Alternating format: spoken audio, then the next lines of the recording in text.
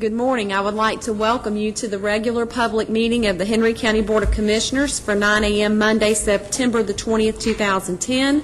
At this time, I'd like to call the meeting to order and ask for an acceptance of the agenda. So moved, Madam Chair. Have a motion by Mr. Stamey. Is there a second?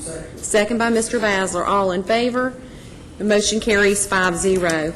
The first item on the agenda is a presentation by Catherine Lee Parker, Partnership Specialist with the Atlanta Regional Census Bureau.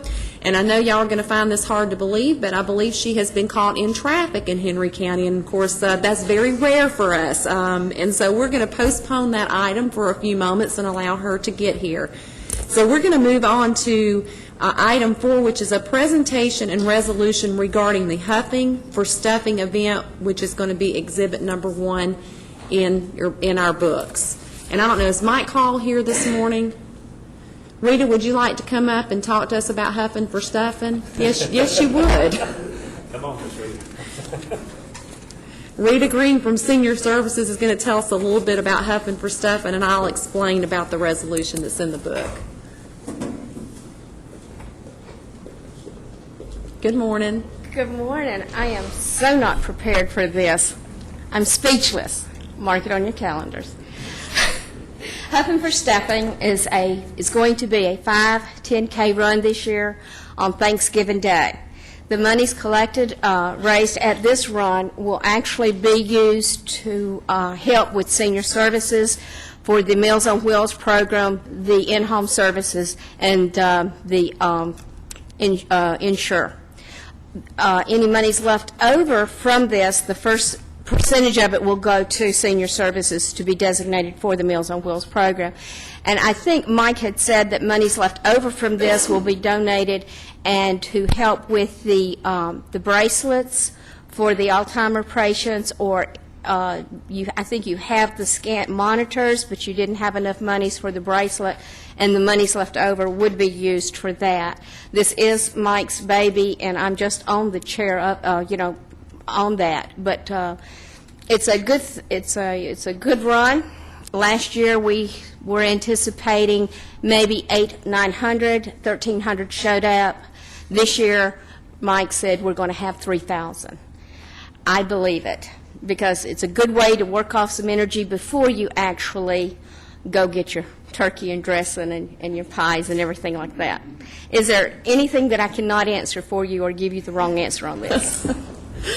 Does anybody have a question for Rita? All right, thank you, Rita. Thank you. You do good on the spur of the moment.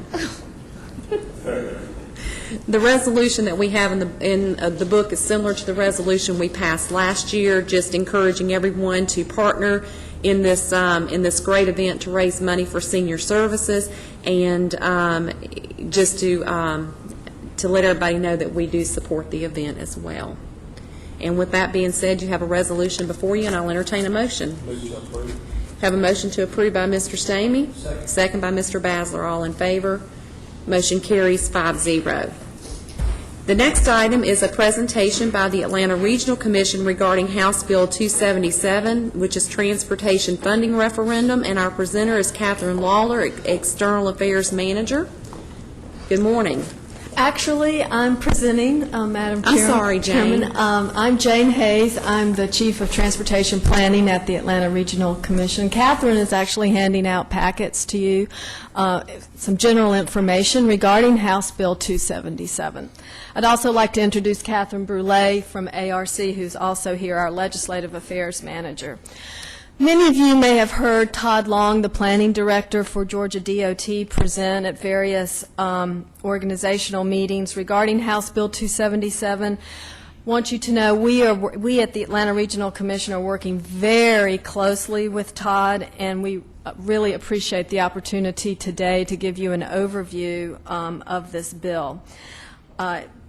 Again, we're here today to give you a brief update on the process as we understand it, and we want to continue to update you as it progresses. House Bill 277 was signed into law on June 2nd, 2010, and it provides the opportunity for 12 regions across the state to decide if they want to increase transportation funding through a local sales tax. and that the 12 regions are also the regional commissions within the state of Georgia. That map is in your packet. All funds that are generated in the region stay in the region. The funds could begin as early as 2013 and would end 10 years later with an option to renew.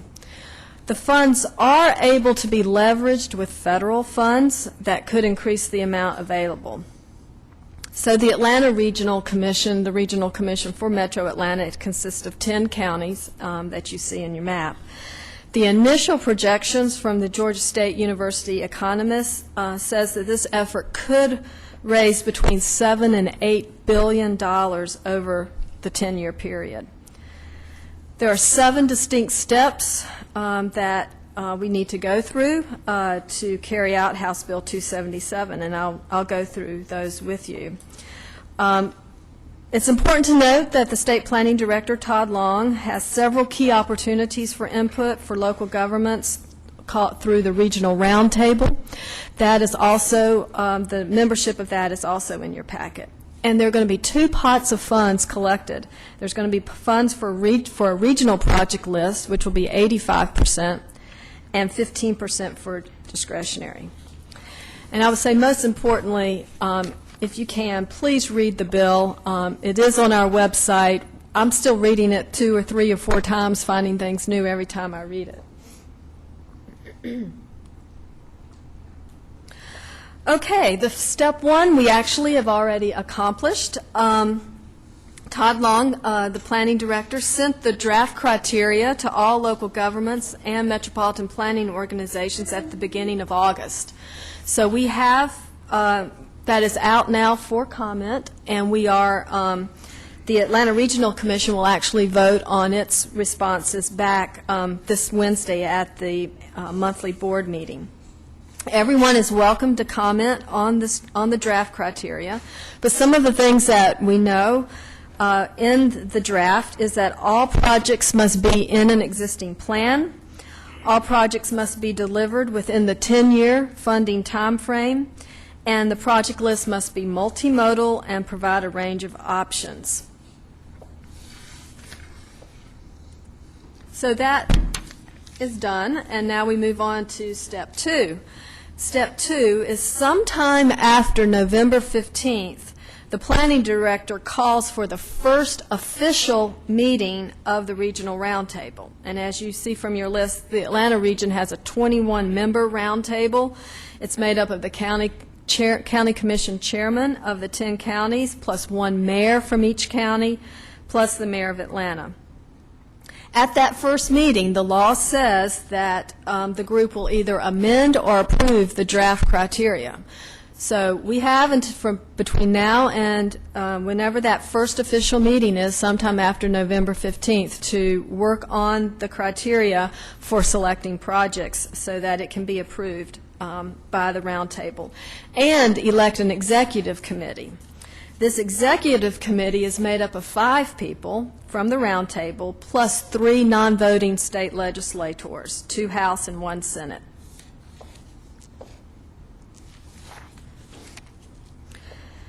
Sometime after that, the local governments and legislators are welcome to submit projects that are consistent with the adopted criteria for consideration.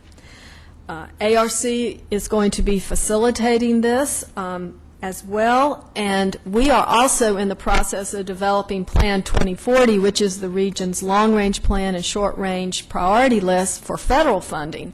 So we want to be able to incorporate both of these efforts as much as possible.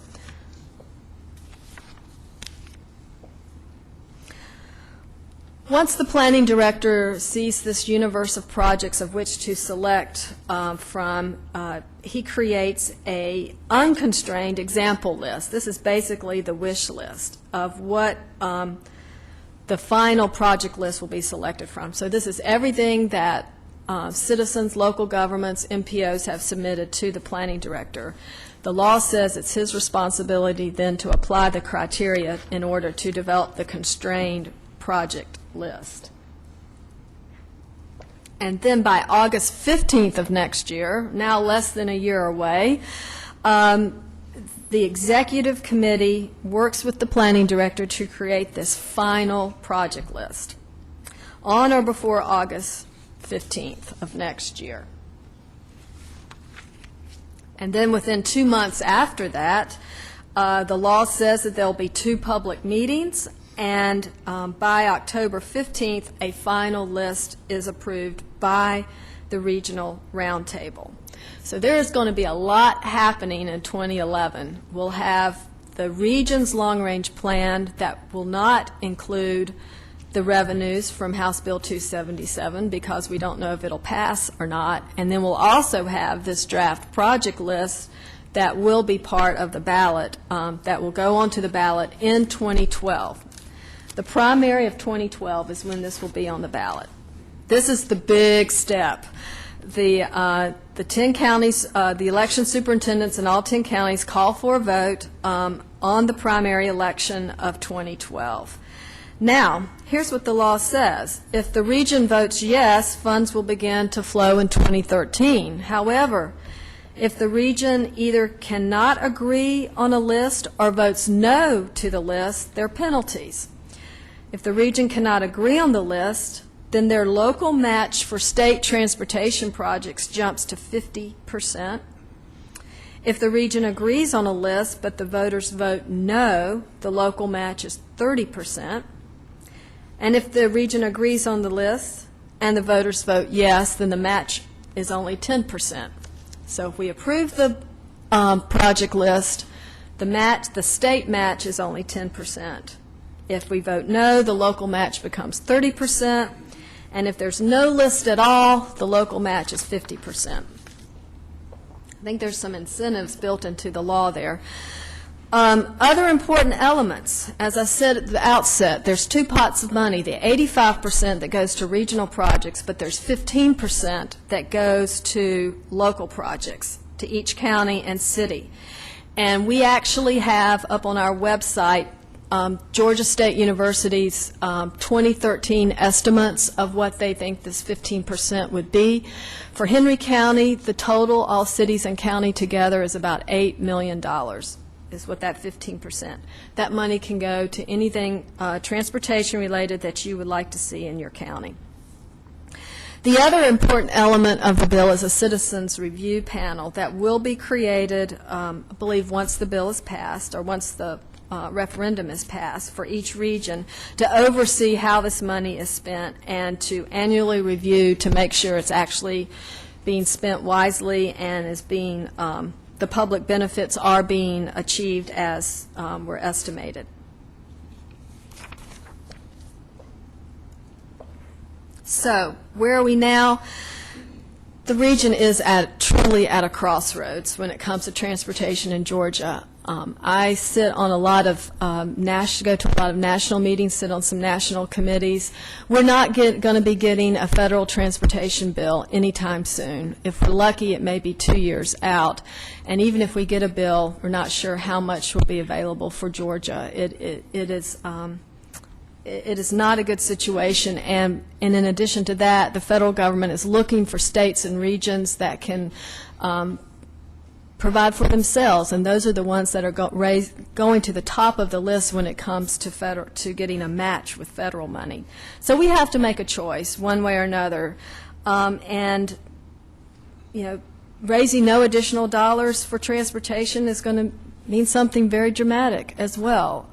So the decisions are really in our hands. Getting through this process between now and October of 2011 and then from then to the referendum in 2012 is going to be incredibly important.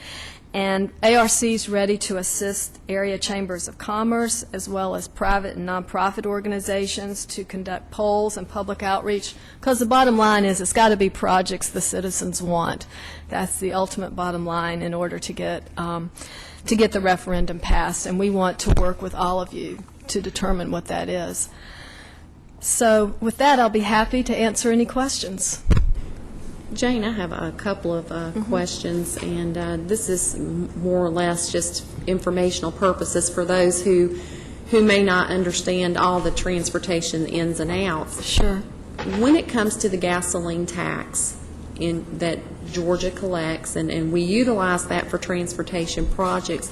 How does that look as we move forward as far as being able to keep up with the demand, not only of maintaining our current transportation system, our network of roads and bridges, but also for new projects in the future? Thank you. I'm glad you asked that question. Georgia has one of the lowest gas taxes in the country. You might have heard that. We have 7.5 cents per gallon plus 4% per gallon. The 7.5 cents can only be used for roads and bridges. So the Greta Express system, gas tax can't be used to help operate that. Other projects that are not considered roads and bridges can't be used. 7.5 cents hasn't been increased since 1973, and I'm not sure how many of you can live on what you were making in 1973. Basically, the reason Georgia has been able to not to have to raise the gas tax is because we've had this increase in drivers, increase in traffic. I don't need to tell you all that. And just the sheer volume is what has raised our revenue. But we've reached a point where that is slowly plateauing. And we're not going to see any addition in the gas tax. The federal gas tax is 18.3 cents. It hasn't been raised since 1993, and there is no political will at the state or federal level to raise the gas tax. As cars become more fuel efficient, actually the vehicle miles traveled total has been reduced as price of gas goes up. We're seeing a lowering in those revenues from the gas tax. And that's what makes this bill so much more important, is that it is coming from a sales tax and can be used for all modes, not just roads and bridges.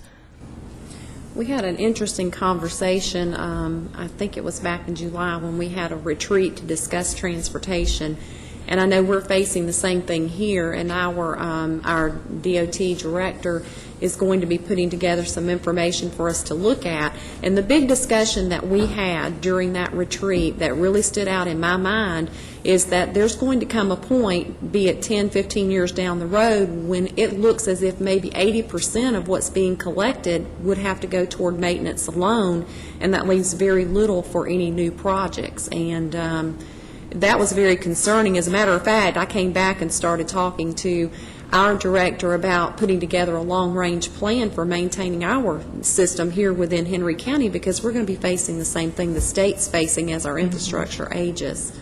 That's exactly right, and it's being faced all over the country. Our roads and bridges are in pretty good shape right now, but in about 10 years we're going to hit a cliff and we're going to nosedive unless we can have a long-term plan on how to keep maintaining our roads and bridges. We need to maintain the assets we have before we build anything new, so we have to put money and resources towards that. And one final comment, and I know some other board members are probably going to have some questions. On the project list that's being discussed, just so everyone's not concerned that only elected officials are taking part in that, we do have staff members who are on the Transportation Coordinating Committee, as well as the staff at ARC that are looking at the technical aspects of these projects. Exactly. And so there's certainly a lot of input on that project list. Yes. Mr. Bowman? I think mine's more in line of a comment than a question. The BOE has a SPLOST. Of course, Board of Commissioners have one. Then if we add another for that, I mean, it would seem like that if we keep raising sales taxes, if one of the other districts doesn't go along with it, then that's just, that could end up being, where would it end? I mean, that's 3 cents, and we're already at what we're at. So, I mean, before you know it, we could be at, it could be up to a dime or whatever. I mean, it just seems like it's a never-ending cycle of, well, we do the sales tax, we do the sales tax. I understand that we've got to do some things, but I'm a little bit concerned about, say, for instance, on the large purchase items, a vehicle, where 1%, and let's say, like, for instance, Henry County's buying $200,000 worth of police cars. And now the local, if a district that's not doing the transportation, say the Griffin area, for instance, and we bid out our police cars, now that 1% now is on, say, $250,000 for 20 police cars.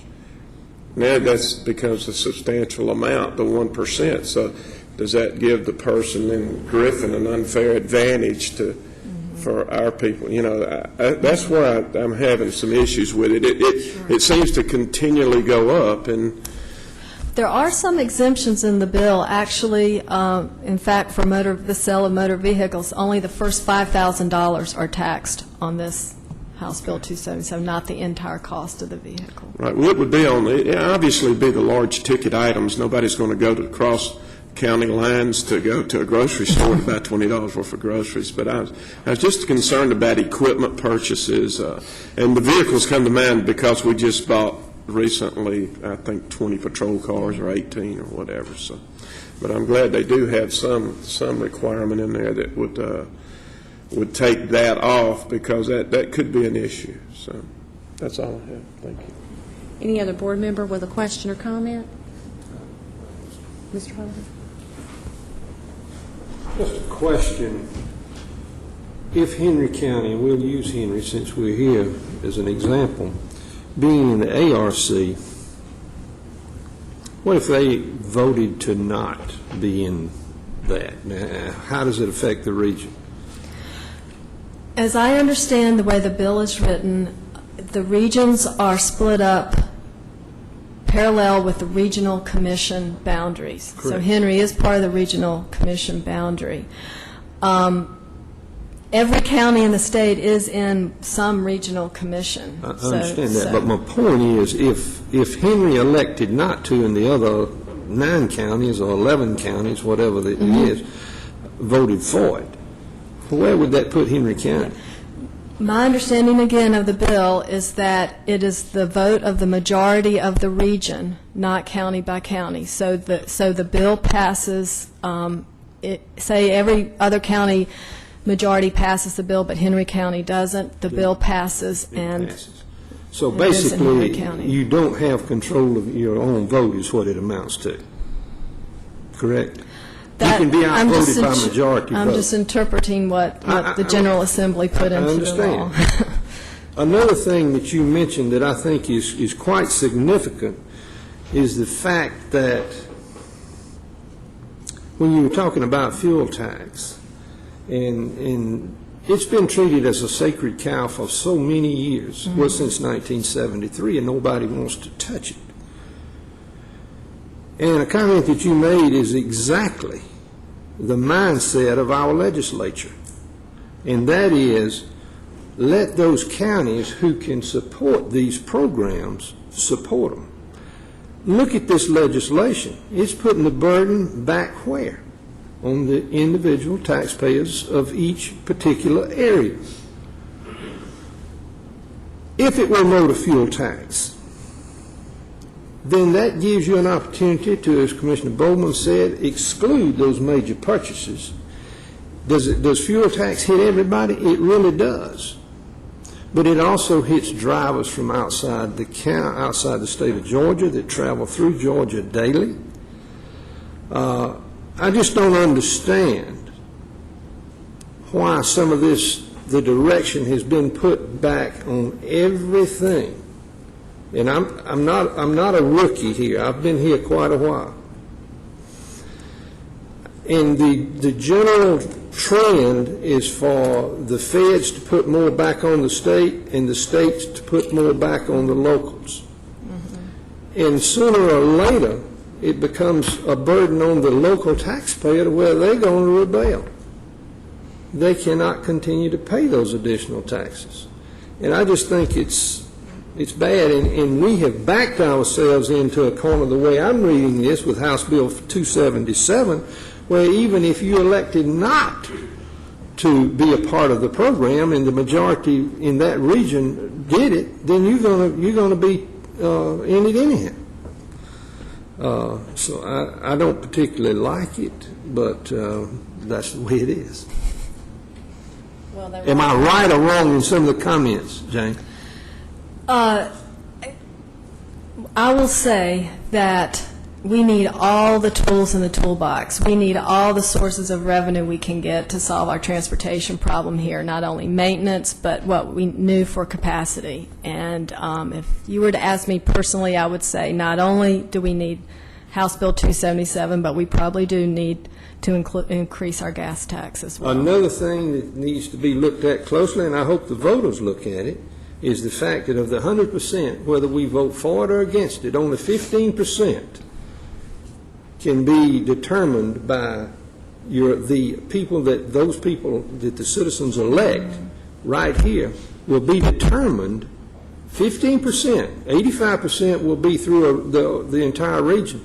15% is all that we will have any control over. And I believe you said that was like $8 million. Mm-hmm. It's around $8 million for 2013.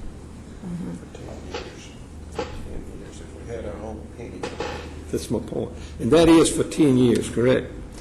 $8 million for 2013. Sales tax could raise over that time, and then it could. But that's get $8 million high. per year that Henry County is That's based on. what them. the estimate is right now. Thank you.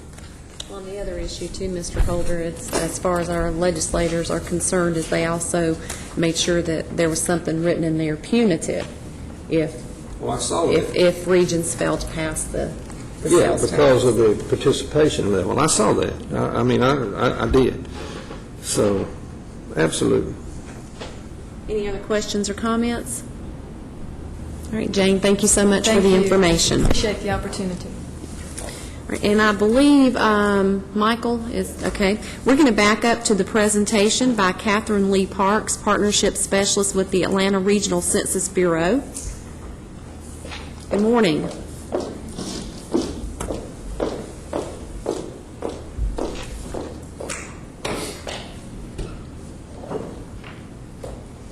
Good morning. I'm Catherine Lee Park, Partnership Specialist from the United States Census Bureau. I'm here to present our token of appreciation to the county, Henry County, and the Board of Commissioners for your support with the 2010 census. It has been very successful, and we appreciate it. I have before me a letter from our Atlanta Regional Director, which I would like to read to you.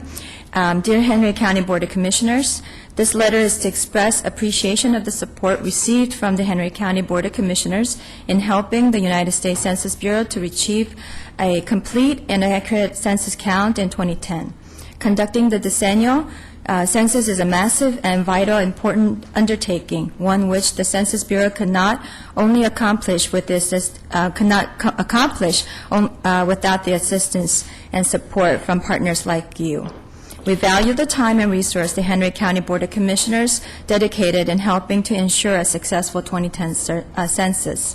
Your commitment to motivate the public to complete and return the census forms will have a lasting impact.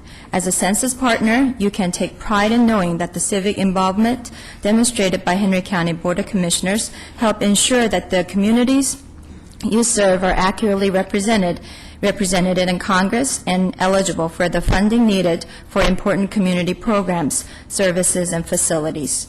The 2010 census data will aid your community and government in making strategically and fiscally sound decisions to spur and sustain economic development and growth and improve the quality of life in every neighborhood.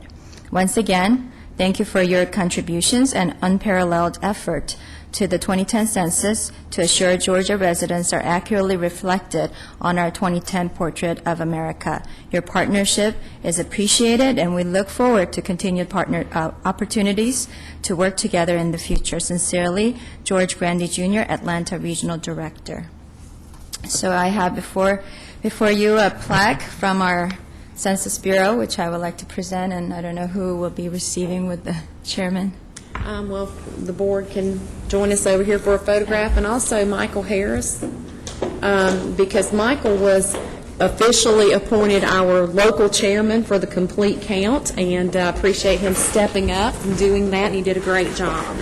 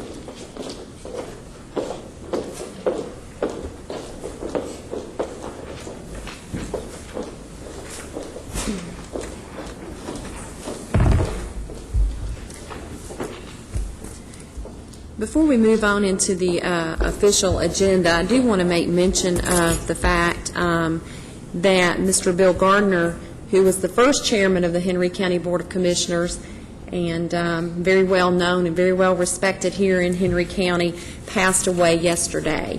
And we certainly want to extend our condolences to his family.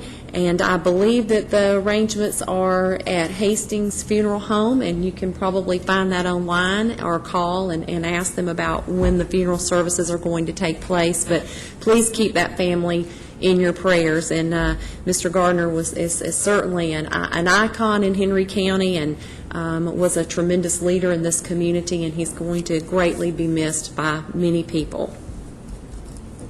I also want to take an opportunity, we've already passed the resolution, but Mike Hall, who is here from J.C. Penney, Mike, if you would stand and let the board see you. Mike is the one who's put together the Huffin' for Stuffin', and I don't know if you wanted to say a little more about the event. Rita tried, and she's so shy, and it's hard to get anything out of her. She might have left something out. And we did pass the resolution of support, but I heard that. Thank you so much for passing the resolution of support for Huffin' for Stuffin'. Again, apologize for being a little late this morning. But we had a great event last year. I came before you and talked about it a little bit, but we had 1,300 folks show up last year. It was one of the biggest events in Henry County, and we expect to have 3,000 this year. We're looking to support two really great charities. One, of course, Rita Green and Senior Services Meals on Wheels program. And the second is Project Lifesaver. I assume a lot of you are aware of that, but it's basically a program that provides GPS-type transponder bracelets for Alzheimer's and special needs patients. The police department has a grant to purchase some of the equipment for that and has committed an officer to that program, but needs some additional funding to actually buy the bracelets. They're quite expensive, and they require a battery upkeep every 6 months and things of that sort. So we're looking to really support that program. We think that with our fast start to sponsorship and registrations, we already have 70 registrations for an event that's not happening for 2 months. So we're really proud of that and had a lot of good sponsorship response as well. But would love for anybody in the community that's interested in sponsoring the event to reach out to me at JCPenney. My email is mthall@jcpenney.com. And would love to be able to answer any questions. As part of our event this year, we're doing a T-shirt design contest in all of the schools. The schools have a chance to win quite a bit of money. We're gonna we have a sponsor that's put up $4,500 in prize money for the T-shirt contest for the schools. And we think that'll generate some excitement. We're doing a magazine that'll go home to all 50,000 students in Henry County, 41,000 public school students, and another 8,000 private school students that will talk about Huffin' for Stuffin' and the T-shirt design contest. So we look forward to a huge event. I want to be standing out there Thanksgiving morning with 3,000 people, and I think it can happen. And I look forward to seeing all of you there as well. Thank you. thank you, Mike. We appreciate what you do for the community. You want a picture? Rita wants a picture of the board with Mike.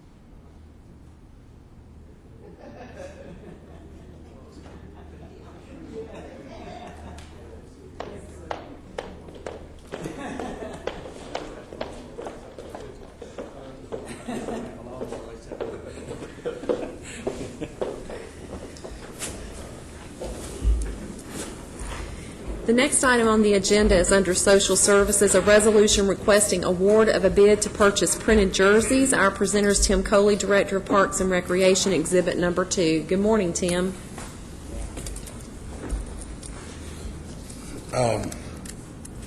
Henry County Parks and Recreation Department has a need to purchase youth basketball jerseys for our basketball program. Sealed bids were sent out through the purchasing department to 11 vendors. 3 responded. We recommend they go with the low bid, Jonesboro Sports Center.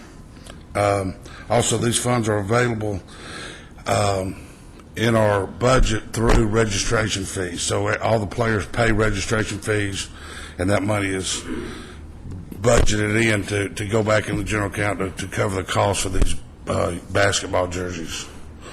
So we're taking registration now. Registration ends at the end of the month, end of September, and we're looking to purchase first or second week of October so we can get started with our basketball program. Does any board member have a question or comment pertaining to this item? Mr. Bowman? I just got a comment, Tim, 1,500, that's a lot of kids, and We'll probably be around 1,200, but that's where we put it at. We've been as high as 1,500, but it's just a good program, and I appreciate that you're clearing it up, that they actually pay for the jerseys. We're just kind of getting them on order so that we can get them all in. Yes, sir. But I think that's just a great program. The basketball, any of the sports programs are, and you got that good a turnout. That's good. Thank you. Thank you. Anybody else? If not, you have a resolution before you awarding the bid to Jonesboro Sports Center for the purchase of the basketball jerseys, and I'll entertain a motion. Move to approve. Motion to approve by Mr. Holder, second by Mr. Bowman. All in favor? Motion carries 5-0. Thank you. Moving on to public safety, the first item is a resolution requesting authorization to accept the Edward Byrne Memorial Justice Grant. Our presenter is Lieutenant Terry Lunsford, Exhibit Number 3. Good morning. Good morning, Madam Commissioner. The Edward Byrne Memorial Grant is in the amount of $32,448. The total cost of the county, and based on the proposed budget, is $1.39. Is to be used to support and enhance the intel unit in the collection and processing of intelligence and statistics for the purpose of data-driven policing, proactivity, deterrence, and even prosecution. Does any board member have a question or comment pertaining to this item? All right, if not, you have before you a resolution accepting the amount of $32,448, and I'll have a motion by Mr. Stamey, second by Mr. Bowman. All in favor? Motion carries 5-0. Thank you. The next item is a resolution requesting award of a bid for an early warning siren equipment maintenance contract, and our presenter is Don Ash, Emergency Communications Director, Exhibit Number 4. Good morning. Good morning. Good morning. This is a renewal of our contract for the recurring maintenance on the existing siren system that is in place, and Loudon, who's our communication service provider, was the low bidder on this system as well. Does any board member have a question or comment pertaining to this item? If not, you have before you a resolution awarding the contract to Loudon Communications Incorporated in the amount of $4,800 annually. I'll entertain a motion. Move to approve. Motion to approve by Mr. Stamey. Second by Mr. Roark. All in favor? Motion carries 5-0. Thank you, Madam Chairman. If I could also for a second, just want to let the board know, I've talked to Mr. Sanders, our county manager. We recently got approval on a grant that we had seek through Congressman David Scott for additional $275,000 for early warning systems. We just got notification last week that we're free to spend that money, so we have the match in our budget. And the process is we have to determine the site locations for those sirens and to determine a number. So I'll start that work this week and meet hopefully individually with y'all as we determine the needs of the county to get those additional sirens and notification system in. Don, what is some of the criteria that you use for placing those? Besides, I guess the population density would probably be one. If I could, when we initially put in our initial tornado siren system, we put it in the most populous areas of the county, but the growth has shifted, and now we're going to try to backfill some of those. Two areas in particular that I see a great concern is in Commissioner Holder's area down in the Heron Bay area. I think me and him have talked about that. And an additional area is over in the Hampton area. If you're familiar with Hampton, we have a chemical processing plant that's been there for many years, but what has occurred is we have a significant growth in residential properties around there. So those are two areas we're looking at, and we'll look at the needs as our county has grown to put in those additional sirens. Okay. Anybody else have a question about that? Thank you. Moving on to Public Works, we have a resolution requesting award of a bid to purchase miscellaneous road signs and signage materials. Our presenter is Terry McMickle, Public Works Division Director, Exhibit Number 5. Good morning. Good morning, Chairman, board members. This is a request to award a unit price contract for miscellaneous road signs and signage materials. Obviously, we need these on a regular basis to either replace or install new any of our county road signs, which are included road signs and directional and warning and such. Seal bids were sent out through the purchasing department. 8 vendors responded. Our current contract has ended March 31st, 2010. Of course, these materials are funded within our DOT budget. We recommend award to Custom Products Corporation for items 1 through 2, 12, and 39 through 40, and 43 through 45. All other items on the contract would be awarded to Vulcan Aluminum. And, of course, award is unit price contracts with no fixed quantities or amounts. Are there any questions or comments pertaining to this item? If not, you have before you a resolution with a split bid between Custom Products Corporation and Vulcan Aluminum. I'll entertain a motion. Have a motion by Mr. Holder, second by Mr. Bowman. All in favor? Motion carries 5-0. Thank you. Moving on to communications, we have a resolution requesting approval of an amendment to the service agreement with Granicus Incorporated. Our presenter is Julie Hoover Ernst, Communications Director, and that's Exhibit Number 6. Good morning. Good morning. When the Communications Department began looking for ways to cut its budget for this fiscal year, we learned that the county clerk was not able to take full advantage of some of the tools that we had been paying for because of the board's preference for a more detailed and comprehensive minutes. Therefore, I went back to Granicus and I said, is there any way that we can not have these tools and therefore not be paying for things that we're not using and thereby cut our budget? The total savings is $2,340, and what we're looking for here is just an approval to an amendment so that we can enjoy that savings this coming year. Are there any questions or comments pertaining to this item? If not, you have before you a resolution amending the service agreement with Granicus Incorporated, and I'll entertain a motion. Motion by Mr. Stamey, second by Mr. Basler. All in favor? Motion carries 5-0. Thank you. Before we move on to the next item, I do want to make mention of a visitor we have with us this morning, Mr. Donald Cleveland. And Donald has been appointed as our new coroner for Henry County. And we're certainly glad to see you and certainly glad that you've been able to step up and fill this position this unexpired term. So welcome aboard. The next item is under Finance. We have a resolution requesting approval of a budget amendment for fiscal year 2009-2010. Our presenter is Mike Bush, Director of Finance, and Angie Sorrow, Budget Director, Exhibit Number 7. Good morning. Good morning, Madam Chair and Board.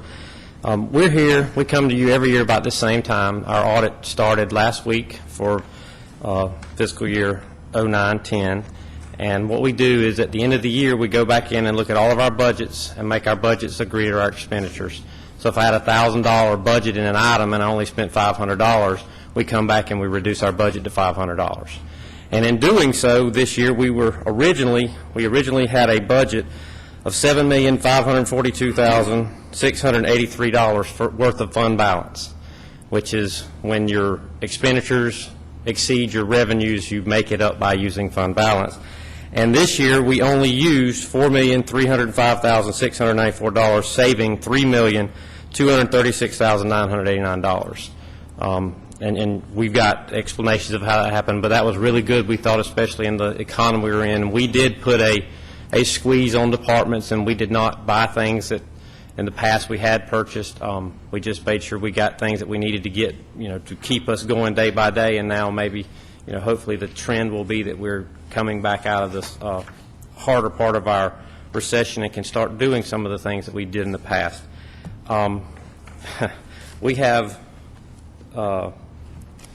several pages worth of in your booklet that show the changes that were made. The first set of changes are 21 pages long, so if we go line item by line item, we will take probably about an hour and a half, 2 hours. Or we can summarize and try to hit the high points for you. Which would you rather us do? Summarize, Okay. I believe. Do the whole thing? Okay. If you actually look on the actual resolution, the first 3 line items on the resolution are general fund activity, and that's our major fund for the county. The third one down there, $17,973,655. Again, that's moving money from one account to, or actually it's not moving money, it's moving budgets from one area to another where expenditures took place or additional revenues came in. You know, we received, what is that? That's almost $3 million worth of revenues. We came here at mid-year, and we reduced what our property taxes collections we thought were going to be because of the previous year's collection rate and things like that. Well, we brought in $3 million more than what we budgeted at midpoint in the year, which was a really good sign, and that's a good indication of how well David Curry is doing in collecting different taxes for us. As you go through this list, you know, you had an increase of $500,000 for an additional real property line item, $383,000 for cable television franchises. There were some areas where you saw some negatives. There's the financial institutions where they pay a certain fee for dollars that are sitting in their banks. It went down by $152,000 this year. And as you scroll through this thing, like I say, it's 21 pages long. The first 3.5 pages are all revenues, and the second, or the rest of the pages are all expenditures for each department. And we have to literally go line item by line item through this thing. If you've got a $1 million account and you spend $980,000, you have to go back and reduce that budget down to that number because you're not supposed to see variances between your budgets and your expenditures. So that's really what this whole resolution is about, is the different funds. The first fund being the general fund, and like I say, the biggest one was the $973,655. The second page, or the second issue with the general fund, $106,000. That's where we, every year in the last couple of years, we've budgeted all of our small equipment and our training into a pooled fund, and all of those requests have to come through the county manager's office to determine whether or not it's a necessary purchase or whatever. And then at the end of the year, or mid-year, we did this the first time, and so we're basically coming back now, and things that were purchased the second half of the year are actually charged to the accounts, where if DOT needed a piece of equipment, small equipment, they would order it through the county manager's office, and now we're putting it in the DOT budget. That's all the second sheet does. The third one on the general fund is donations. You know, we don't start out with a budget on expecting to get donations, so we got donations, you know, like Fairview, the fire donations. We got a $10,000 donation, and it was used to buy additional small equipment. Now, you can go through that stuff. You see a lot of it's recreation, donations for tennis, youth basketball, Heritage, Hidden Valley, summer camps, Circle of Friends. So all kind of different donations that came in during the year that we were able to create a budget, a revenue, and an expense, because everything balances. The next fund is the Law Library Fund. And again, this is maintained over at the courts, and through the year, any transactions that take place, we come here once a year and adjust those budgets according to the actual money spent. The next fund is the Nsp Fund. This is I think we came here at mid-year and we created a $6 million budget, and we're adjusting it down to what we actually spent, and that's the $2,855,211. The other portion of that was spent in the previous year. Then the next one's confiscated assets. Again, this is we've had several issues where items have come before the board, and we've purchased them with drug seizure funds, small equipment, some training for some different people, and this has the sheriff's and the police departments, different revenues in and expenditures out. The next fund's E911. Again, this is just to go through and change the different usage of funds, and on this one, as you see down, one of these expenses was land for $1,153,000. That's where we purchased the RV site across the street. Then the next one is the 250 fund, which is this is a new fund that through a lot of our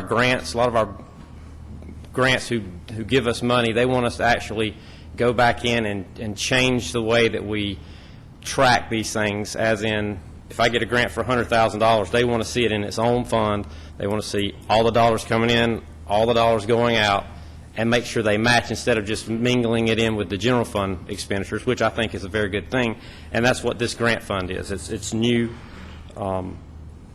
and this is how we've set up a new fund for that one to track those actual grants. Okay. The next one is the Special Court Revenue Fund. This one has those date funds that you have come before you occasionally. It also has victim witness information, jail construction funds, and other small accounts that the courts maintain that you have to, at budget time, you actually go in, and you'll see in a minute we're going to do another resolution where you're using date funds to fund something that last year was actually funded by the general fund. But that's what this one is, and it's actually just what the money was spent. We did a little bit of something new this year with the Superior Court, where they were able to take some of those date funds and actually put some of the people through programs, through scholarships type things, through programs, and so that's something they think is going to be a good thing to continue, and so that's what some of those expenditures are there. The next one is the Technology Fund. This is a state court add-on fee that was done several years ago, and they use that fund to, especially in the last couple of years when Jason Harper was added as the 4th Superior Court or state court judge, they bought all the computer needs and everything like that, and they've also done that in Superior Court as well. And there's also one, on the same page, there's 263, which is the supervision, and this is a juvenile court fund where they have very small amounts of money that they're able to do things with, but we still have to record it because they're part of our overall audit, and that's where supervision fees and substance abuse fees that they take in based on, a lot of it's probation and things like that.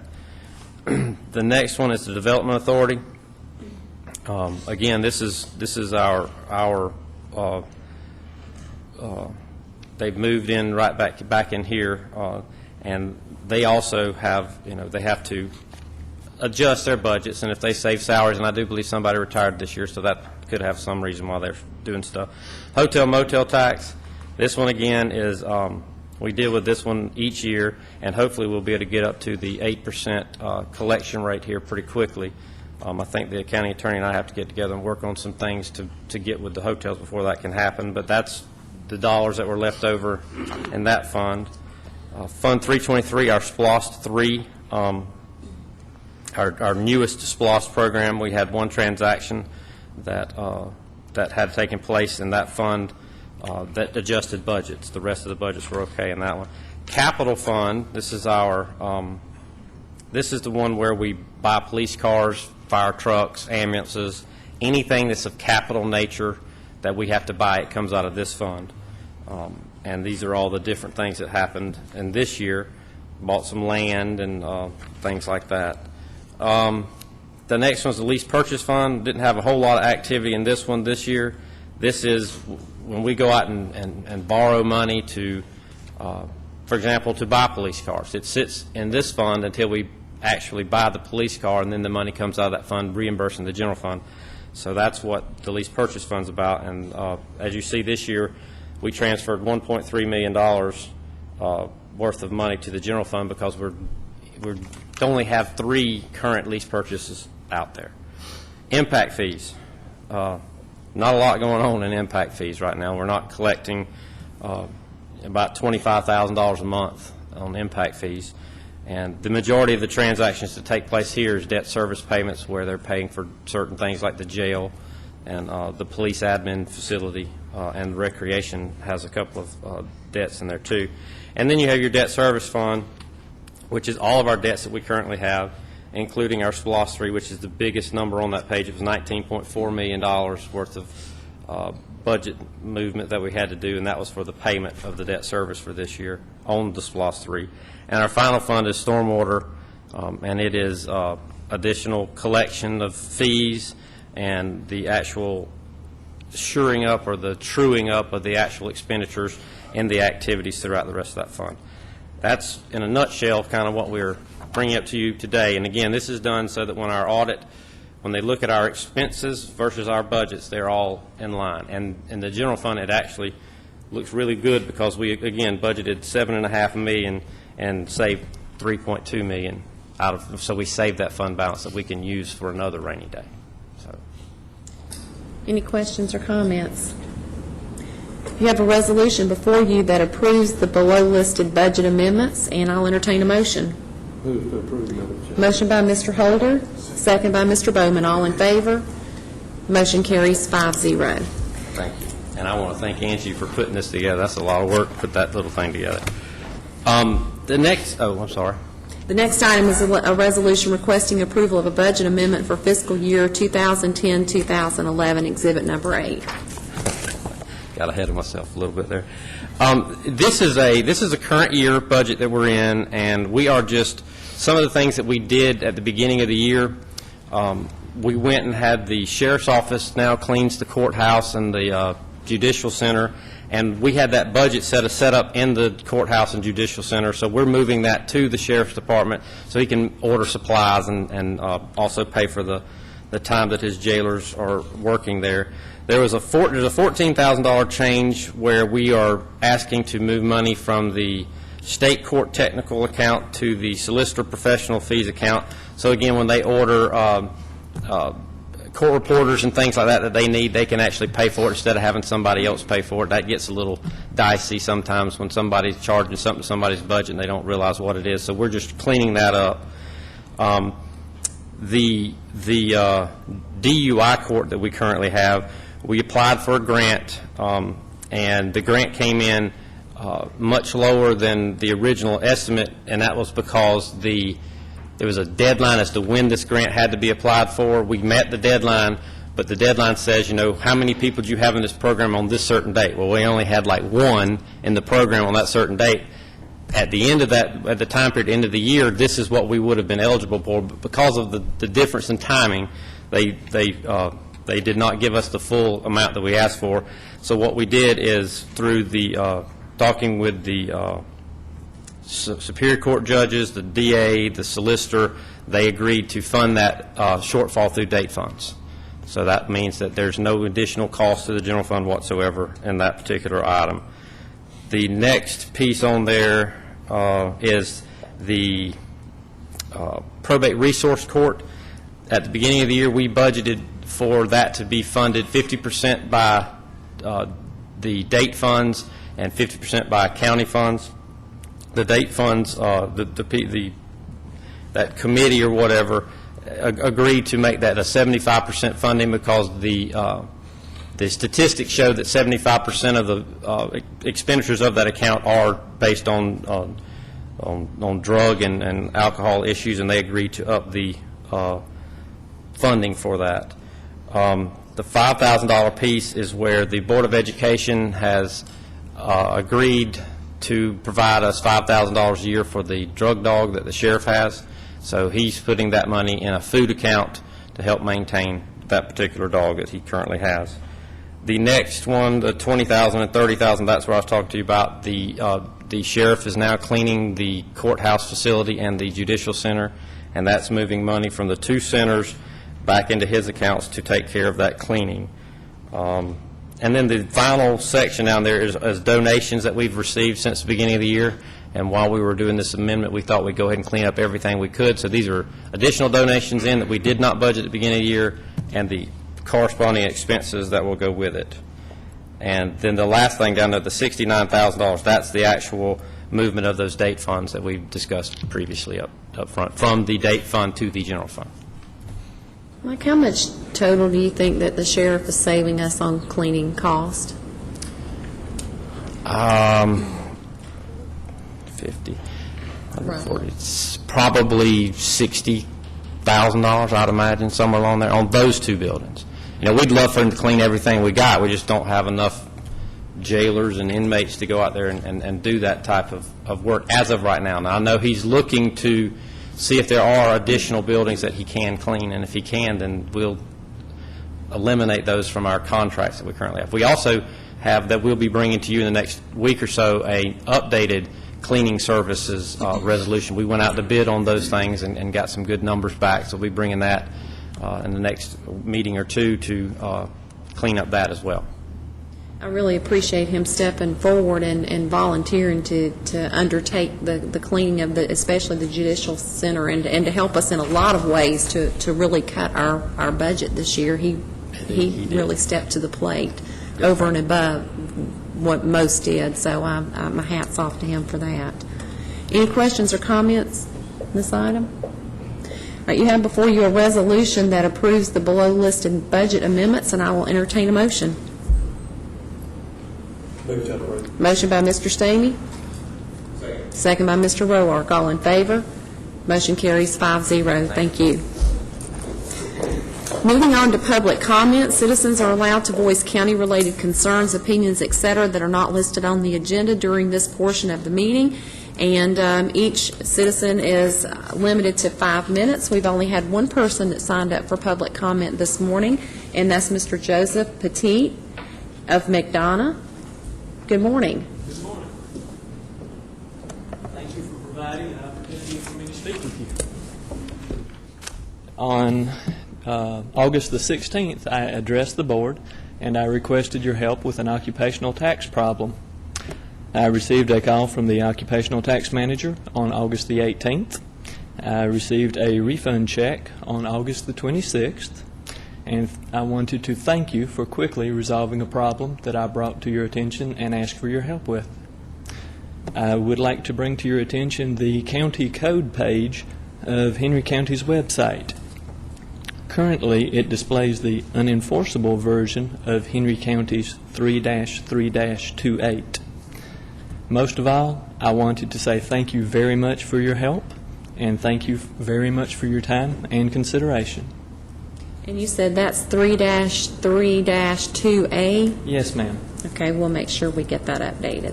Thank you. Thank you so much. You're welcome.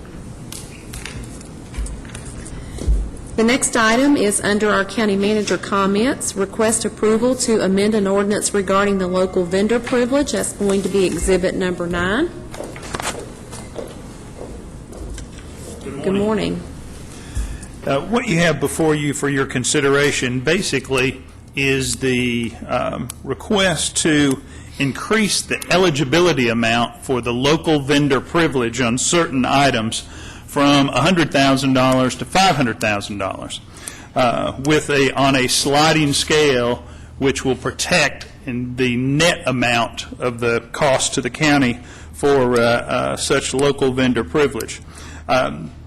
This issue arose from several questions that we had from local vendors of larger equipment, cars, trucks, tractors, where bids for multiple items frequently are over the $100,000 limit.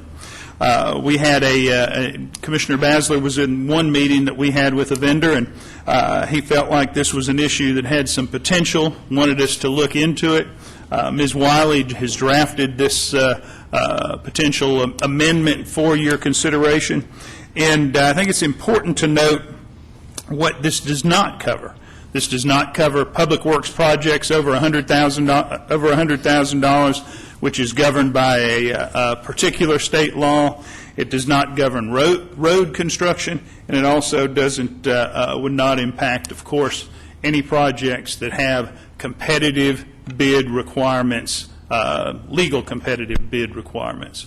So I am standing here glad to answer any questions you might have. And I believe, Ms. Wiley, that this has to be approved twice, both today and at the next meeting, should it Yes, sir, pass. you're correct. Thank you.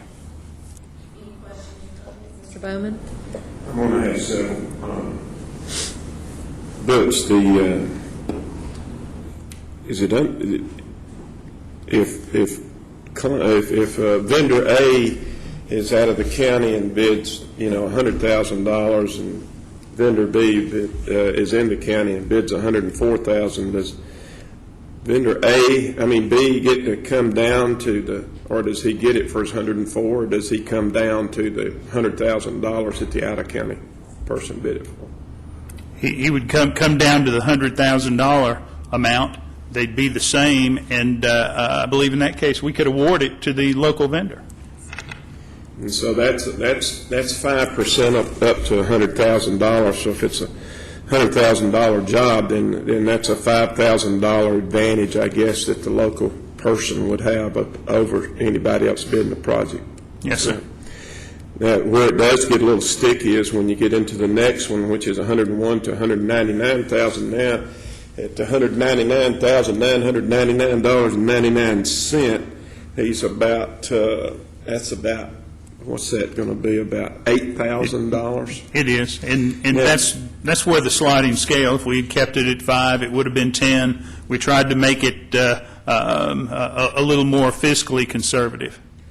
Okay, so you got a number of people that, first of all, is this put in the proposals like in very bold type that if a local contractor for what, and I'm going to use contractors because that's what I'm most familiar with, is, if he's up to say $7,500 higher than the competitive bid that he would get from, say, somebody out of Clayton County. So the local contractor is then going to be able to shave his bid. He's going to get a second bite at that apple, so he's going to get to shave his bid down. And what happens then is, so is it going to be noted in all the proposals that if there's a local person bidding on this process, that if he's within 4% or 5%, that it will be given to him automatically? Are we going to put that? Are we going to let the other people know at this point in time that don't come to Henry County and bid if you can't get, I'm opposed to it, and I'll tell you why I'm opposed to it, because it cuts out competitive bidding. Me as a Henry County contractor, I should give you my best price up front, and I shouldn't get another bite at the apple. Because the contractors that are bidding this work, you go in and you bid a project, you spend several $1,000s putting the bids together, going looking at sites, getting drawings, paying for extra drawings. There are a lot of fixed costs. Yeah, you send them out to your subcontractors. There's a lot of work that goes involved in a $200,000 job. Believe it or not, there's a lot of work that goes into that. But if I'm $8,000 difference, then I just lost the job because I was low. I gave you my best price up front, but because I don't live in the county, which, I do, but theoretically didn't live in the county, now I don't have it. So how many times do you think that that's going to happen where we're going to get into a situation where pretty soon you're going to start losing? We get a lot of people now bidding stuff because of the economy. Yes, wasn't always true. And it's a perfect example. Commissioner Holder's looking at doing a concession stand. A concession stand could be, $200,000. Well, you might end up with all of a sudden, you might end up with just the local people bidding them, because word will get out that, you don't have a shot at it, basically. You got to get way below it. And the competitive numbers, there's not 8% floating around out there in these numbers. 4%, excuse me, not 8%. But there's not an extra 4% out there. It's too tight. I'm opposed to it for that reason. It takes competitive bidding out of the picture, and it gives other vendors a second bite at the apple. It's like, for instance, the one that Mr. Basler had. If that particular vendor had done his homework, he could have been low. But he wasn't. And he didn't do his homework. So there's an issue there. I have an issue with it because I think it's not fair unless you put it in very bold type that at the top of your proposal that if you're not better than the 4% on the, I'm using the 200,000 because that's $8,000. But if you're not better than that, you're not going to get the project. And I think it's unfair to do that to without letting the others know that you've got to get inside of this number. I understand your philosophical argument there. I also would just like to clarify, for a public works project of greater than $100,000, this would not apply. So if it's a concession stand at a park, this local vendor privilege is not applicable. What it is applicable are to individual items that we purchase, and this would be larger items. But public works contracts, road contracts, those types of contractors, that is on a strictly competitive bid basis, no doubt about that. And you could make the same argument on individual items for purchase. I understand that. I think the counter argument is that in this tough economy, we are in Henry County, and I think it's a legitimate point to make that we need to support Henry County businessmen in that item. But I would agree with you that we should, but on the same token, our Henry County businessmen should get to sharpen their pencil and get their numbers right. Absolutely. So that's all I have. Mr. Stamey? Just one of the reasons we're looking at this is because of what happened with the police cars, correct? Correct. If you recall, one of the main items, the reason that he didn't win the bid is because he didn't have the cars on the lot. The dealer who won had the cars on the lot. So if we would have awarded them to him, we wouldn't have been able to meet the time frame as far as getting the vehicles on the road. Delivery date was a key issue in that bid. And no doubt about that. Even though we were just dollars apart from actually winning the bid with a local guy, the bottom line is he couldn't provide the product in the time fashion that we needed the product, correct? And that happens in a lot of bids. I mean, we are going to award to the lowest and best bidder. And the local vendor privilege is one factor in making that decision on lowest and best bidder. So you're right. I agree with Commissioner Bowman wholly on this one. You're almost giving the local guy, you want to use the local guy. You're giving him a privilege to bid locally, but you're also giving him a second swing at the ball, too, if he can just get close.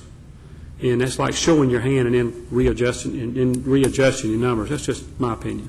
And I don't believe in the bids that go out. It is strictly noted, Mr. Bowman, that this is the amount of benefit that local vendors will get. I'm sure everybody is aware of this portion of the purchasing ordinance, though. I don't think that everybody that would bid on it would be aware of it. I would have to disagree with you there. We can make that change. I think that because there's just too many people that bid on too many things, and when you get to the $100,000 range, that would be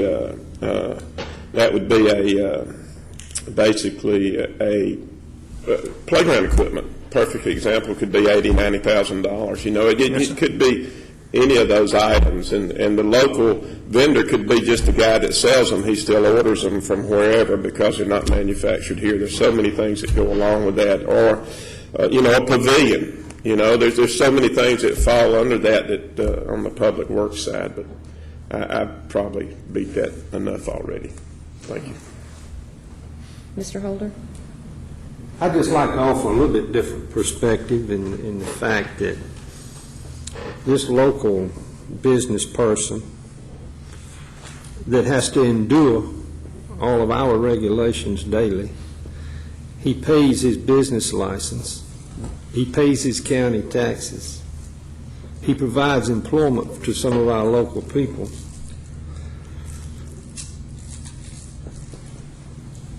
Should he have some sort of an advantage, or at least the second look? I think probably he should. I'm going to give you an example of what happened right here several years ago.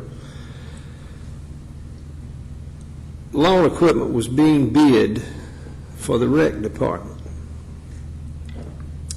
and it got down to 3 bidders, and there was $14 difference between the low bidder and the next lowest bidder. The next lowest bidder was Snapper. The other bidder was, I believe, Toro, and it was being purchased somewhere around $285. It was certainly way out of the county. Snapper had provided free mowing of so many of our recreational parks for so many years, provided employment for many Henry County residents forever, and they lost a bid for $14. Now, ladies and gentlemen, make that one right. And I think part of that is the reason that we're trying to go in this direction, is so that there can be some fairness to the issue. I understand what Commissioner Bowman is saying. I understand what Commissioner Stamey is saying. I understand there's quite a difference of course, the law is very specific in the transportation projects. You're regulated by that. But I think the key to it is when we're talking about not capital building projects, we're talking about purchasing of equipment, individual items, things where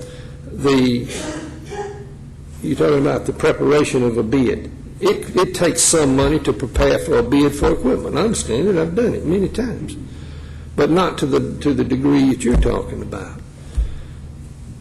But I think that we're not talking about lowering or costing the county any money in what the low bid ends up being. Yes, it makes the bidders, I think they need to be forewarned, I say forewarned, notified that, hey, there is a local bidding advantage to this bid. I think it should be attached to every bid, regardless, so that someone knows going in whether or not they're looking at that. But I just know that it has happened here many times, and I use that one as a specific. There was another one on equipment here in Henry County that a local vendor ended up losing it. It was a tractor for mowing, and we ended up awarding to like Cobb County Tractor Company for mowing equipment, when in fact this local dealer here was just within a couple of $100 of what that bidder from out of county was. Plus, if it is equipment and you have to have parts and you have to go here or there to get service, that certainly should be factored into it too. And that is, again, reason that I think that this could work. It may need some tweaking and some fine-tuning, but I think there's a need for it. That's all I have. I have a comment, Commissioner Holden. I understand exactly where you're going from on equipment, because I wasn't really talking that much about equipment as much as I was about contractual issue. But I will tell you this, that if a contractor comes in here, he has to have a business license here, so that's the same thing that he's doing, basically, that the local guy has to have. The other thing is most of the time what he's taking out of the county basically is the fee, because you buy your materials local, you buy your concrete local, you buy, the vast majority of the items, are purchased locally anyway. So you already using a lot of local people. And there again, I'm just talking about that particular issue. The issue that happened so many years ago with Snapper probably should have never happened. They'd given so much to the county and they employ so many people in the county. Somebody maybe should have took a look at it and see if we couldn't have just went to them direct. But I know that's sole source, and I know there's some issues with that. But maybe you couldn't do it. But I think if if it was written in such a way, maybe that could have happened. And like you said, we talked about this before when we were buying some pipe for DOT. We were buying it, but we'd have to go across, to the north end of the town to try and get some. So actually, the lowest price wasn't the best price. So in those kind of cases, maybe you should be able to look at it from that standpoint. Okay, what are the benefits? And the county does not have to take the low price. So you didn't probably have to take the low price on the mowers. I don't know now. That's from Snapper. You can, correct me if I'm wrong. But you probably didn't have to take that one. You could have took in consideration they employ 1,000 people. They've got all this other equipment. I've done a lot of work at Snapper. I put drying ovens on the roof and did a lot of work up there. That's a huge project, and I think probably should have done that. But I just, and I agree. There's certain times, but I'm glad that Commissioner Holder agrees with me that they should know.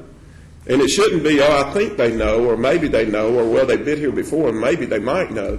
I think it needs to be put on the paperwork so that they do know, and that they can't come back and say, well, nobody ever told me that we couldn't do it. So, anyway, that's all I have. Any other questions? Mr. Basler? I wasn't sitting on this board when we did the first percentage up to $100,000, but I've sat on this board and seen equipment companies lose bids to folks in Kennesaw or whomever it may be. And I do agree with Commissioner Holder. When we're employing folks in this county, and we have folks in this county who comes to work, whether they buying breakfast at the stores or whatever, that live in this county, whether they're working for a car lot or tractor company, whoever it may be, and then they lose it by $14 or wherever it is, I have issues with that. I feel like that I have bid jobs in the dump trucking business over the last 10 or 12 years and lost it to a big company out of Marietta, where it be, just lost it. And when I could have ran 10 or 12 trucks, that was local guys here. That was just part of our deal. Has nothing really to do with this, except I know what it is to lose to outside vendors. And this here, I was passionate about it because now the scale, if it needs some work or needs the percentage changed, so be it. But I feel like when I've seen, if you buy 3 skid steer loaders, or if you buy any kind of equipment, cutting mowers, 65 horsepower tractors to pull gang mowers or bush hogs, this would apply for our local guys who sell tractors and equipment, whether it be police cars or county trucks that have utility bodies on them. We have folks who provides that in our county. I feel like being a resident of this county and elected by the citizens of this county, there should be some privileges to that. Now, if this scale or these percentages is not agreeable to the board, I would hope that we could come up with something that would maybe give them, whether it's $14 or $100. When we start talking about $6,000, $8,000, $10,000, I mean, that's big. If you remember, when the bid went out to one of our major roads, there was a vendor who we thought would be more qualified, and it wasn't but $6,000 difference, you see. And we was told right quick, like that the state wasn't going to be involved. But that was for like a $14 million or $8 million deal. On this, it's pretty simple. I felt like that we have vendors in this county that provides jobs, tax bases, whether they have their business license, they pay their just in taxes in general here in this county. And that was all this was brought up for. And like I reiterate, I wasn't sitting on this board when it went for the 5% up to $100,000. I simply would like for us to address it up to $500,000 maybe not even that much, because most of the cars and the equipment and stuff like that, it might not even go to that. But I was compassionate about us looking at this to bring something to the board. Whether we could agree on it or not is still yet to be seen. But if those percentages are not good, maybe that's something we could adjust. But I believe that there should be some kind of, it's just like the what's it called, the local vendor privileges. That's all I have. Well, we have a couple of choices. We can vote on the resolution that's there, and of course there'll have to be a second reading and meeting on that on October the 5th, or we can vote to table this item to allow some of the commissioners to get together and talk about some of the concerns that have been expressed here this morning, and then bring this item back at a later date. I would make a recommendation and a motion to table it until it can be brought back in its true form, in the form that we could adopt. We have a motion on the floor to table, a second by Mr. Roark. All in favor? Motion carries 5-0. Thank you. The next item is under County Attorney comments, a request for approval to establish a parade ordinance. Our presenter is LaTanya Wiley, County Attorney, Exhibit Number 10. Good morning. Good morning, Madam Chairman, members of the board. About a month ago, in doing research, I discovered that the county does not have a parade ordinance. I was researching an issue as it pertains to public gathering, and the most critical aspect of that revelation had to deal with public safety concerns. While the county is not required or legally authorized to regulate speech, you do have the right to regulate the time, manner, and place of public gatherings and place reasonable conditions and restrictions on that. So we canvassed other jurisdictions. We didn't reinvent the wheel. We canvassed other jurisdictions and found a couple of ordinances that look really good. And what you have before you is basically premised off of Cobb County's parade ordinance. And I have made a few additions, but notably, in those other jurisdictions, the parade permit process is handled through a public safety official. When we first started looking at this ordinance in consultation with the county manager, we ultimately agreed that this should be handled through the chief of police or his designee. And so everywhere in this proposed ordinance that you see Henry County Law Enforcement designee, I would ask you to accept the insertion of the chief of police or his designee instead. So this is a resolution that's before you for approval to amend the current county code to add a parade ordinance. For members of the public, it requires an application to be submitted and filed no earlier than 5 days before a particular event. There's a $25 permit fee. Excluded therefrom are funeral processions, school-related events, governmental related events or sponsored events, and the conditions under which the parade permit will be issued is largely based upon public safety concerns, and those factors are outlined in this proposed ordinance. So I will ask for your approval of this resolution. LaTanya, how does this apply to, let's say, a motorcycle ride for charity or a fun run? Does that fit under this particular ordinance? I would think that a motorcycle ride would, because there's a specific route that would need to be taken, and those are the type of concerns, public safety-wise, that would need to be looked at and made a determination that there is no interference with any construction activity or road activity, and to give public safety the right to monitor traffic patterns and concerns related to that. I think a 5K run would not be contemplated on this because that's really a fixed event, and you don't have movement throughout the county on public roads and thoroughfares, which is really what this parade ordinance will deal with, movement from point A to point B along public thoroughfares. And that would require an indemnification? It will require an application setting forth the time, what the proposed time of the event will be, where the event will begin and end, the duration of will it begin at 9 a.m. Obviously, I would think that the chief of police would want to have some determination as to whether or not you would want to have a parade at 10 p.m. at night. Obviously, you would have larger concerns with that. So it would set forth some reasonable restrictions based on public safety concerns. They're not very specific, but they're broad enough that the goal is not to prevent anyone from having a public gathering. The goal is just to regulate, for public safety concerns, the reasonable time, manner, and place of those gatherings. And then the bond may or may not be required, the $250,000 bond. That would be based on the chief law enforcement person's determination on whether or not a bond would be required. That's right. If it was an event, let's, for example, say you're going to have a large event with a lot of floats or things that were that could potentially cause harm to someone, then you would want to ensure that the holder of that event, the holder of the parade permit, would sufficiently insure the county. It will be no different from us allowing or requiring an insurance policy for people who want to rent out one of our public parks for a public event.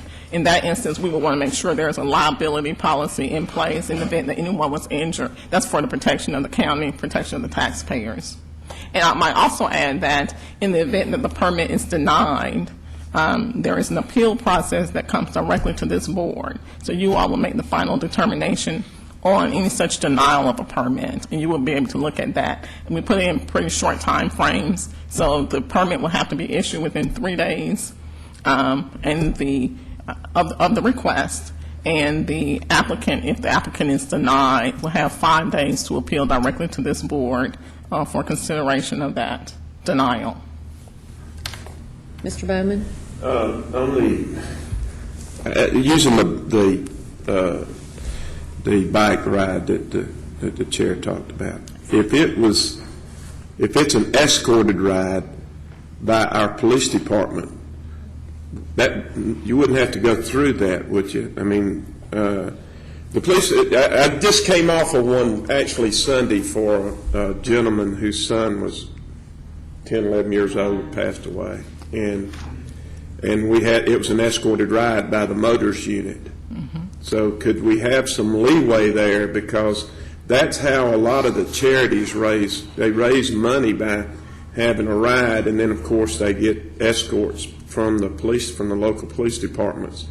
In this case, we had Henry County, Mara, and Clayton County, and they were all involved in the escort. So I think to cover it with one blanket, I think we need to look at that particular issue. And that's a good point. If you look at under the first section, under the exceptions, the funeral, if that's a funeral procession, I'm not sure if that was part of the funeral procession. It was. This was a charity ride to raise money for the disease that took that young man's life.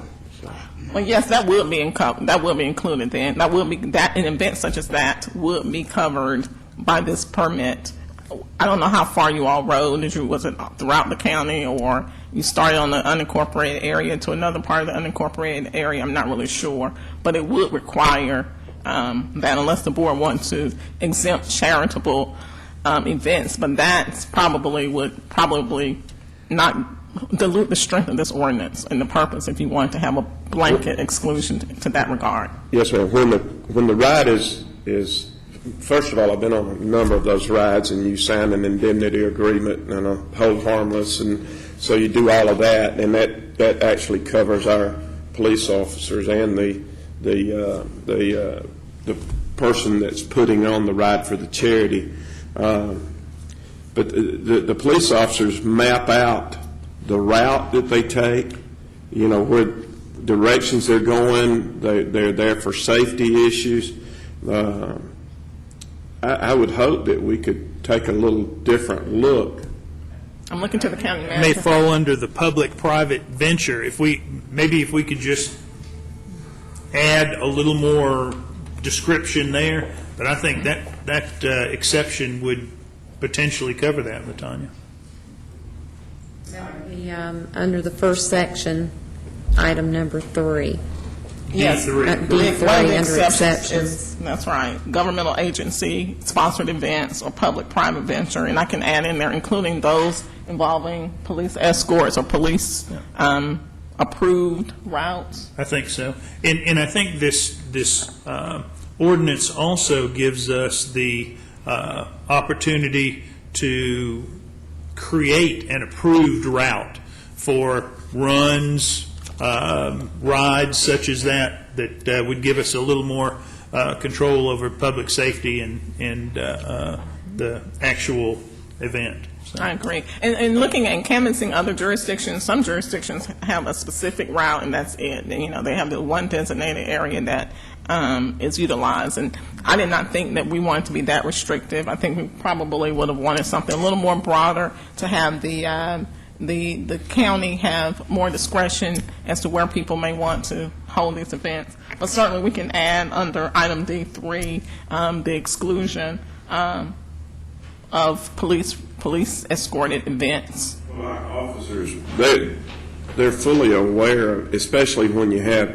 upwards sometimes of 100 motorcycles, and they're very aware of where they can go and get through and not impede a lot of traffic and not put a lot of people in danger. So I don't know that we need to establish, any particular route. I think they're very capable of doing that. But the only thing I was concerned with is putting restrictions on, on something that's a charitable event. However, that is put in play using our public, in other words, our public safety, our police officers are the ones that are taking care of it. Now, if it's just an individual that's out there to, try to raise money for whatever on a motorcycle ride, then, yeah, he should come and get it like anybody else. But when it's an escorted ride, basically, I'd like to see us have a little more freedom and leeway in that, because the large ones are escorted, the ones that are doing something, mostly for the right reasons. Okay, we can add that. We'll add that. Yes, sir. You're talking obviously about parade moving down the road, which I think obviously we need to, I agree with what you're talking about. In letter C of the first section, the way I read it, you define parade as an assemblage. I mean, you could be talking about just a group of people gathering in a parking lot or on the square.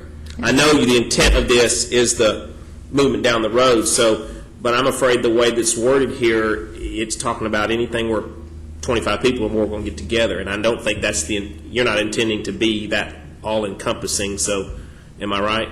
That was my intention, and that definition was drawn upon just based upon the common definition of parade, right, and looking at other ordinances. I think gathering together with some circumstance of show is the... But, I mean, you can gather on the square with a circumstance of show and not be using the roads around. Obviously, and I'm going to defer to your expertise on this, but I know it's not your intent to include any type of thing where people are gathering in a fixed location. I thought your intent was more the use of the roadways and stuff, so you may want to reword that somehow, I guess. Okay. You could add the words along public right-of-way to the end of that. Exactly. With some circumstance of show along public right-of-ways. Public routes or public right-of-way. Mm-hmm. Chairman, I've got a question as well. We get a lot of requests for these runs and things, and sometimes people kind of come to us and infer that they can already do those or picked out routes and times, and we've seen an increase of that. It would certainly make our office a lot happier if we could include something to include regulating those as well, because there's some folks that want to have runs on some very busy roads, that certainly need some consideration and monitoring and police escorts and things like that to make those things happen and occur safely. So I don't know if it ought to be inside of this one or another one, but I would love to see something that would help us. Right now, we're just kind of handling that along with try to get a meeting with PD and try to make sure that it's reasonable and that they conduct them safely, but I don't know if it could be pulled into this one or not, but it would certainly be a help to my department. I think it would be, Terry, and also as part of the application review process, it looks like you guys are already doing it from what you just said, but it requires the chief of police or his designee to confer with the various departments, including Public Works, to make that same type of determination that you've just expressed. So. Mr. Holman. Basically, I see the need for this ordinance to be based on two things, and that's public safety and traffic control. And I think beyond that, that's basically it. Let's talk about a couple of what-ifs and for instances. And the Miles for Meals walk is just a good example, and I think is some of what Terry is referring to, is the route that's taken each year. And basically, according to this, it would be exempt because it's a government agency. Is that correct? It's a government-sponsored event. Right. So you see, and it's quasi government supported because it's It's really not, because the Council on Aging is actually the agency that does the Miles for Meals walk, I believe. But let's go one step further, and I'm going to use some for instances. Sandy Ridge Park, Mosley Park, North Mount Carmel Parks. All of these parks are located in unincorporated Henry County, so it's not a matter of being parade routes being in a city that's accustomed to having a parade in any one of the 4 cities in the county. But are you going to require the Little League baseball teams, football teams, girls softball, the scouts, those people to buy a $25 permit, and if someone wanted to, and that discretion that lies within the police chief to say he has the discretion of requiring up to a $250,000 bond.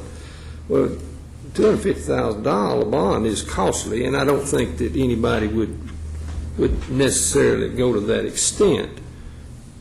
But where do you draw the line? Are those kids, those kids are not government, it's not a government-sponsored program or parade, because those associations are independent, they're private. Are they going to be required to get that pay for that $25 permit? Are you going to cost the Girl Scouts, the Boy Scouts, the 4-H, the people like that customarily could be in parades? Are they going to be required to purchase that and possibly be required a bond? These are things that I'm asking, because the reason for my asking this is because on the other side of that, there are going to be groups that you really don't want to assemble that are going to be watching what you don't require of those who you do allow to assemble, and then you're going to be caught in a legal battle because, well, you didn't allow me, or you required this and you didn't require that of them. That's right. Because I think somehow there has to be some balance, I don't know where that balance is, LaTonya, honestly, I don't. I'm just saying, these are things that I can see that certainly can and probably will arise if we have this. And of course, we need some sort of ordinance for parades. There's no question about it. You raise a good I know the problem, point. I just don't have all the answers. You raise a good point. Other than exempting ourselves and government, we can't be a respecter of persons. So regardless if it's the Girl Scouts or if it's some organization who is more controversial, and who people really don't like, but, we can't make a distinction on that regard. If the ultimate goal, and this is the ultimate goal, is public safety and traffic, as y'all have stated, we'll have to just apply that non-discriminatorily, and they will have to abide by this ordinance if it's approved, just as anyone else would. Mr. Basler?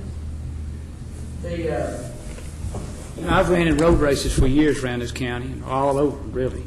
And my question would be, when we look at the other counties around us, or like in the motorcycle rides, I've been in those that we've crossed 4 counties, maybe sometimes more than that. And what concerns me now is if like a motorcycle ride started in on the back roads out in, say Cobb County or down in Butts County, and just so happen they're coming through Henry County on a route. Would they have to get a permit for that? If we're talking about parades, I was involved last year in a back-to-school parade in an unincorporated area. Now, I could see where, if you've got a bunch of cars lined up and the Shriners and horses and things of that nature, we need to probably take a look at that. Absolutely. We need something in place. But what concerns me of all the road races that I've been involved in and motorcycle rides, are we good with this? This concerns me. I do know. Years ago, we ran on a road race out, and we went down 81 over there where the McDonald's and all is now, out there where Publix is in McGarry Road. They quit that because the state, you can't, they didn't want all that. That's kind of dangerous. We like running on 285, really. But But I know on some of the runs that they have to get approval through the county and the police department because of just the coordination with the roads being closed or wherever they're at. I agree with Mr. Holder there again. We need to. I think something needs to be put in place, but I don't know that we want to limit ourselves on certain things. You know. And I think Ms. Wiley stated it very clearly. We can regulate the routes and we can regulate the times, but we cannot regulate the type of activity. And I'm going to give you an example, and some may not like this, but I don't know how you could make a difference between a road full of people running or a road full of people marching as the Ku Klux or some organization, because even though there's quite a difference, they would still be looked at under the law as being in your right-of-way. Is that not correct? That's right. They still will be burdening the right-of-way in either instance. So that's where the difference, there's quite a difference, but you can't look at it in the eyes of the law differently, because people that are going to be in a public place are going to be in a public place. And thankfully, you know, Commissioner Bassler said he's been running a lot of races for a number of years, and Commissioner Bowman said he's been involved in a lot of motorcycle events, sponsored charity events. Thankfully, I've not heard of any catastrophic event occurring or anyone being seriously injured. So that's a good thing. So we can certainly continue as we have been. I just think it would be more prudent for us to have some review process in relation to those events being held along our public routes. Mr. Bowman? One thing, and just looking at the numbers, the 25, at my church there's probably 13, 14 people got bikes. So now if we put all of them out and we put our wives on the back, now there's 28 of us. That means I got to come down and get a permit for our 14 bikes to go out to dinner somewhere. Something just don't. I think we need to really. I honestly think we need to table it and get together and make some. You know, we need to make some adjustments to it. Okay. Is that a motion? Ma'am? Is that a Oh, motion? yes, ma'am, that's a motion. Okay, we have a motion to table by Mr. Bowman. Is there a second? I'll second. Second by Mr. Bassler. All in favor? Motion carries 5-0. Thank you. The upcoming meetings and events tomorrow, September the 21st at 6:30 p.m. we have a regular board meeting. Monday, October the 4th at 9 a.m. we have a workshop meeting. Tuesday, October 5th at 9 a.m. a regular board meeting.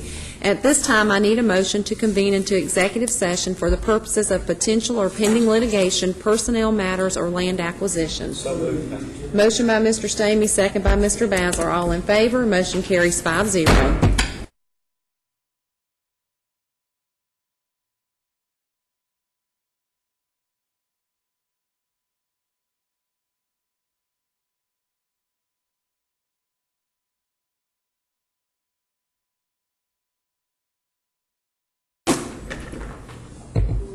Communications.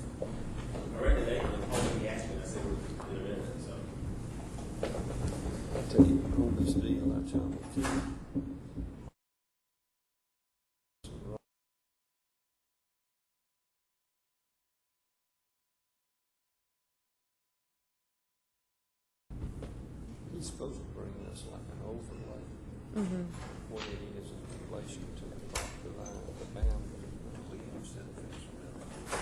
They in there?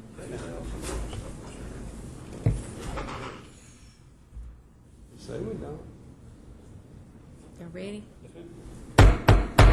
I need a motion to reconvene into public session. So moved. Motion by Mr. Stamey. Second by Mr. Roark. All in favor? Motion carries 5-0. I need a motion for approval of an affidavit and resolution pertaining to executive session. Motion by Mr. Stamey. Second by Mr. Roark. All in favor? Motion carries 5-0. If there's no further business to come before this board, I need a motion to adjourn. Motion by Mr. Bassler. Second by Mr. Roark. All in favor? Motion carries 5-0. We stand adjourned.